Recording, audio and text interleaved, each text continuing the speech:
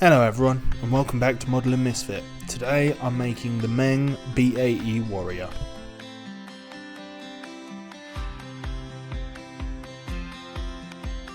Included with the instructions was a pamphlet with images and info about the real vehicle, which I just thought was pretty cool. While putting the drive shafts together, I had to attach these little caps, which one went missing, never to be seen again. While making this diorama, I changed my mind on what the final product would be about 5 times. At first I wanted an Apache, but the scale was off. And with that I switched back and forth multiple times, and fucking chaotic one this one was. But I did learn to build Hesco blocks doing it, so it will massively improve future builds.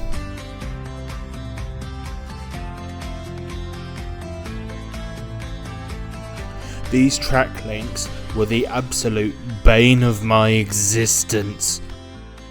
I had to cut off the sprues,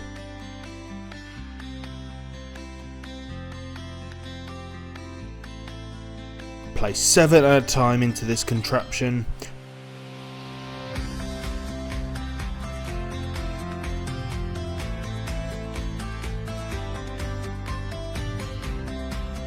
push in some link pins, and boom.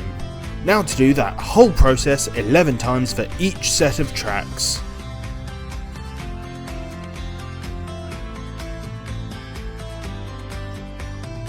They're not even linked on the other side. This is awful. I mean, who even designed it this way? This is insanity. Quite possibly the worst way that you could ever. That pissed me off enough I had to move on to making the technical. Not much to say here. It's a car with a gun on it.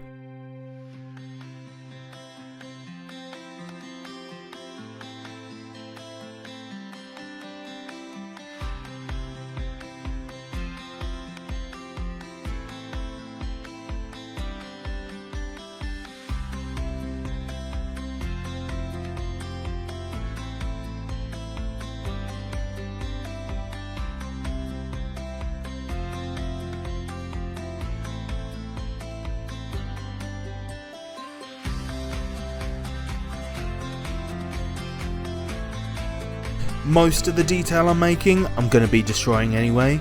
So after I finished that, and a few pints, I moved back to the tank.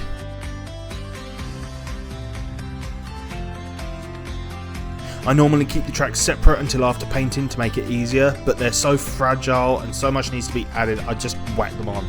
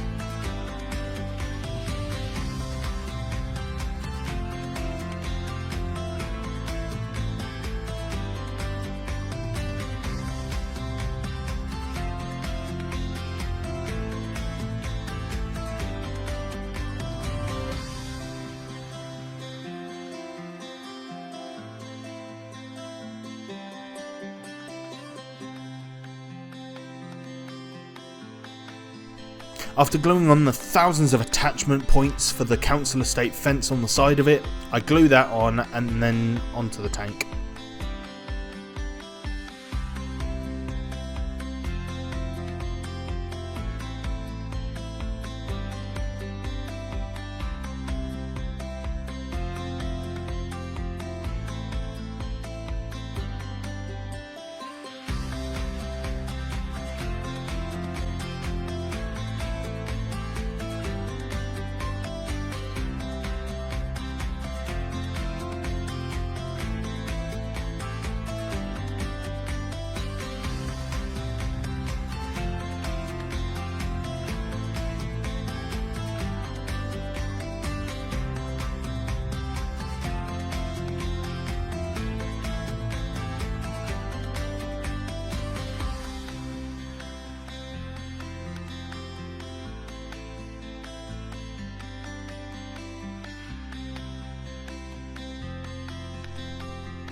Look, I found it!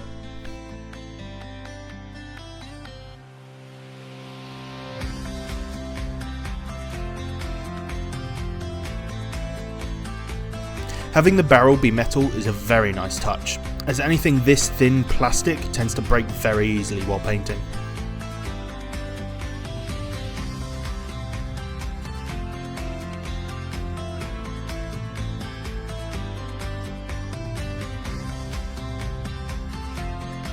After all that's done, I take everything away for priming,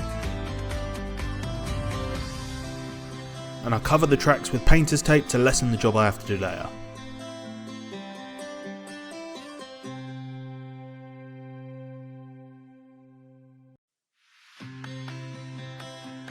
Now the base layers are done, I do a few of the details on the technical. Again, I know I'm going to destroy it, so I don't do much of that at all.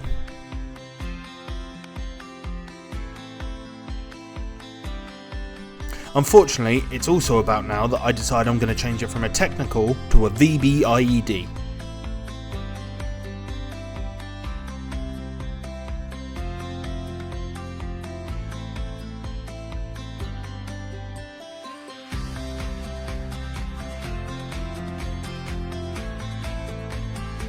I remove the tape from the tracks.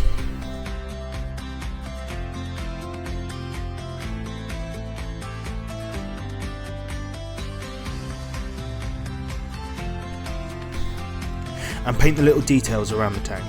Afghan vehicles are really quite nice to paint as it's just beige with accents. Kinda like English cooking.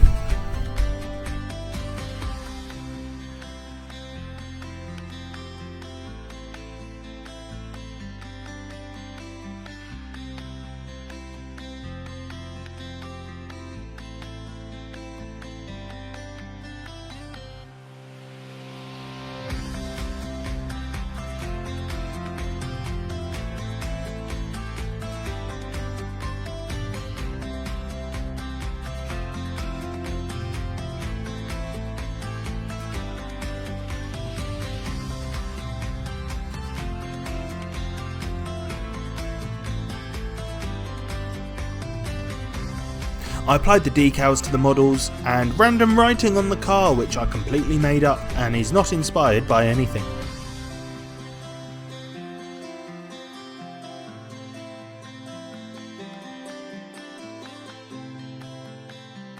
Then I want it to look like the explosives in the VBIED have gone off, so I cut a big old hole in the roof, melting the plastic to make it look like metal bending with the force of the explosion.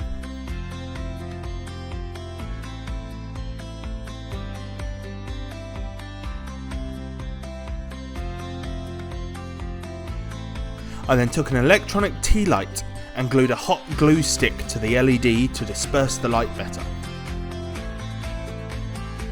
I then tear up some cotton wool and hot glue it to the stick.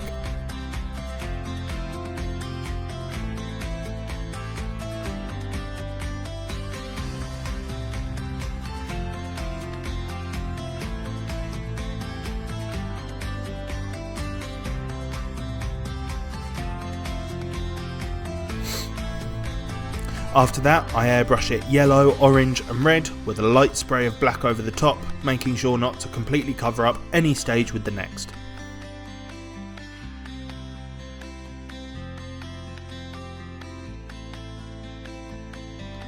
Then covering the base with sand texture paste and gravel from All Game Terrain, which I was actually very happy with.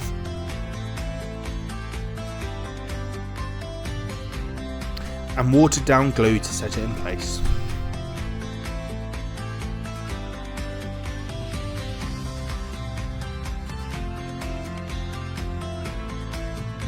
Then adding the road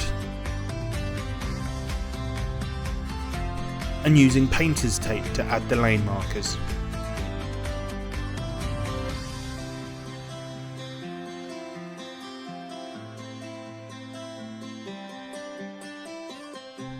While that's drying, I use my foam knife to cut out squares and glue them together to start some Hesco blocks.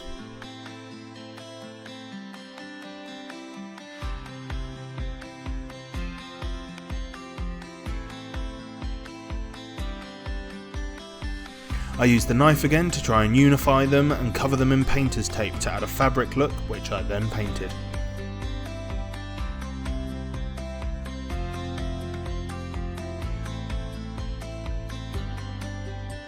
I then used plasterboard tape to add the metal grid look.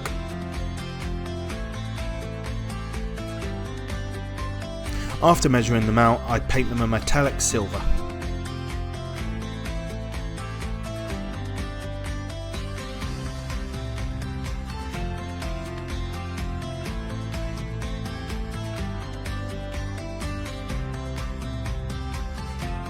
Then some more tape along the top.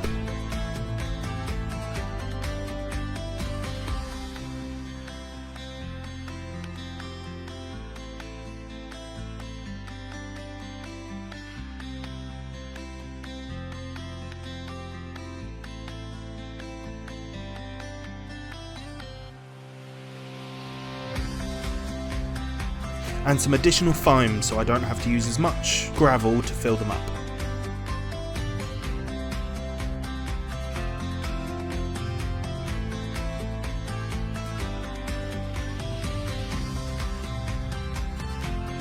After peeling the tape, I glued down the bottom row of Hesco blocks and filled them with gravel, and again using the watered down glue to set it all in place.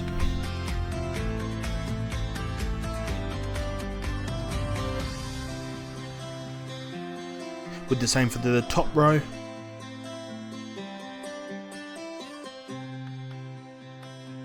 And some more gravel along the edge to blend them all in.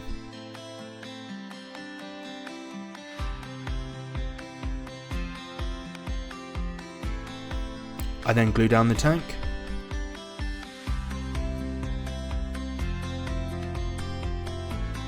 Finally, I paint the sides black, and with that, I call it good.